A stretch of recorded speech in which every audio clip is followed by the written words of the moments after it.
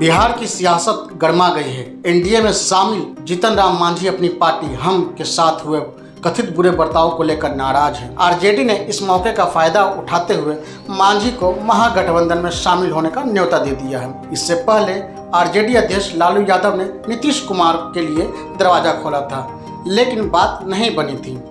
दरअसल जीतन राम मांझी ने एनडीए पर हम को कमजोर करने का आरोप लगाया है। उन्होंने अपनी ताकत दिखाने की बात कही है। मांझी के इस तेवर के पीछे एनडीए में उनकी पार्टी की कथित उपेक्षा बताई जा रही है। हाल ही में लालू यादव की आरजेडी प्रमुख पशुपति पारस से मुलाकात भी चर्चा का विषय बनी हुई है। इन घटनाओं से बिहार की राजनीति में उथल पुथल मची हुई है।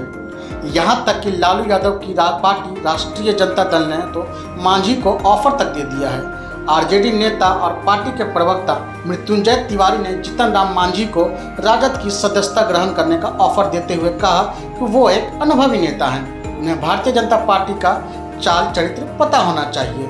उन्होंने कहा कि जीतन राम मांझी जिस समाज का प्रतिनिधित्व करते हैं वह उन्हें माफ नहीं करेगा। वो केंद्रीय मंत्री बनने के लिए अपमान सह रहे हैं। जीतन राम मांझी को हैसियत और औकात बीजेपी ने बता दी, अब वो रो रहे हैं। ऐसी स्थिति में जीतन राम मांझी को कुर्सी छोड़कर तेजस्वी यादव के साथ लड़ाई में शामिल होना चाहिए।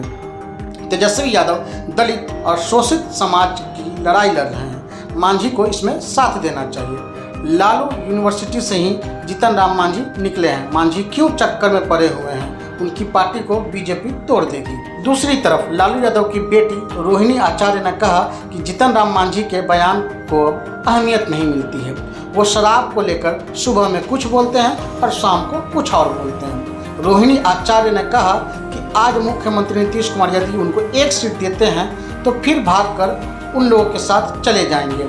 यह सिर्फ सत्ता के साथ बने रहने वाले लोग हैं, ये सिर्फ कुर्सी के लिए साथ में रहते हैं। इस पूरे मामले पर जदयू प्रवक्ता नीरज कुमार ने कहा कि हम पार्टी की अनदेखी नहीं की जा रही है, यह बातें बेबुनियाद है। प्रधानमंत्री नरेंद्र मोदी और बिहार के मुख्यमंत्री नीतीश कुमार ने केंद्रीय मंत्री जीतन राम मांझी को सही मायने में सम्मान दिया है। रही बात दूसरे राज्यों में सीटों के बंटवारों को लेकर, तो मैं एक बात स्पष्ट कर देता हूं कि इस पर किसी भी प्रकार की प्रतिक्रिया देना मेरे क्षेत्राधिकार में नहीं आता है। लेकिन जहां तक जीतन राम मांझी का सवाल है, तो हमने उन्हें पहले भी सरकार में सम्मान दिया था, अभी भी सम्मान दे रहे हैं।